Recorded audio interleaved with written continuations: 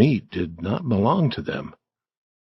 They decided that they would never again take what did not belong to them. And with that decided, these pirates also were peacefully asleep.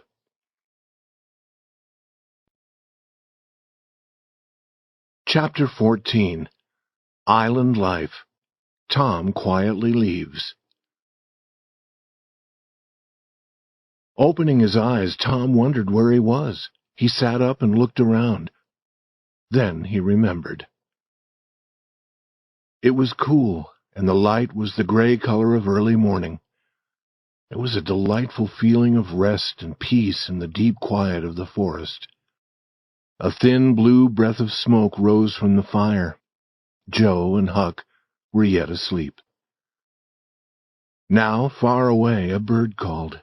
Another answered. Slowly, the cool gray of the morning changed to white. More sounds were heard.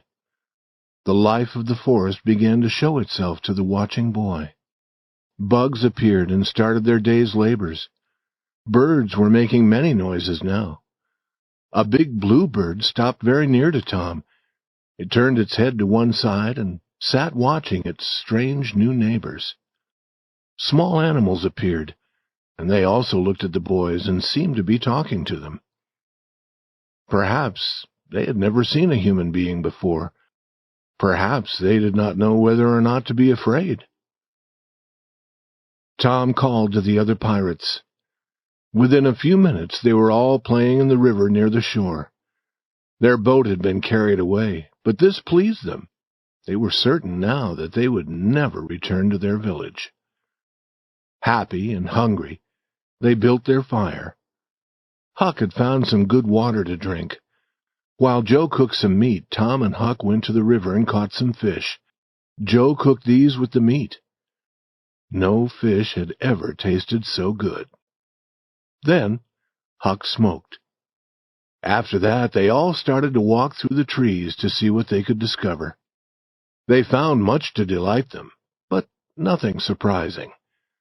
The island was almost 3 miles long and 1/4 of a mile wide. It was very near to the shore on one side, but far from the shore where their village was. They played in the river often. It was the middle of the afternoon before they returned to their fire. They ate some meat again, and then they sat in the shade to talk. But the talk soon stopped. The quiet, the loneliness, were beginning to change their happiness. They began to be sad. Tom and Joe were thinking of home. Finn the red-handed, who had no home, was thinking of the places where he usually went to sleep. But they did not speak to each other of this weakness. Now they heard a distant sound. They looked at each other and listened. There was a long quiet, and then the sound. Then a long, long quiet, and then again. "We must go and see." They jumped up and ran to the shore nearer the town. The trees there were small and grew thickly. Through them the boys looked across the water. They saw a big riverboat. It was the boat that crossed the river many times every day. Now it was coming slowly down the river. It was crowded with people. There were many small boats around it. Then from the riverboat came a cloud of white smoke, and then another boom. "I understand now," said Tom. "Some person is drowned." "That is right," said Huck. "They did that last summer when Bill Turner was drowned. A big gun makes that boom, and then the body rises to the top of the water." "I wish I was on that riverboat now," said Joe. "I wonder who is drowned," said Huck. They continued to listen and watch. Then a thought came into Tom's mind like a sudden light. "Boys, I know who is drowned. They are looking for us." This was a wonderful thing to know. Hearts were breaking for them. Tears were falling. People were sorry that they had not always been kind to them. The whole town was talking about them. This was fine. It was good to be a pirate. All doubt of that was gone. As darkness came, the riverboat returned to her usual business. The pirates returned to their fire. They were joyful that they were so important and were causing so much sadness. They caught more fish to eat. Then they talked about what the village people were thinking and saying. But as the night grew darker, they stopped talking and sat looking into the fire. Tom and Joe thought of persons at home who were not enjoying all of this. Joe began to speak of returning to the village. Tom laughed at him. Huck joined with Tom. Huck fell asleep. Then Joe fell asleep.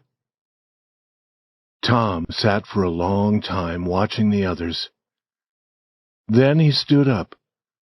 He found 2 pieces of thin wood on which he could write.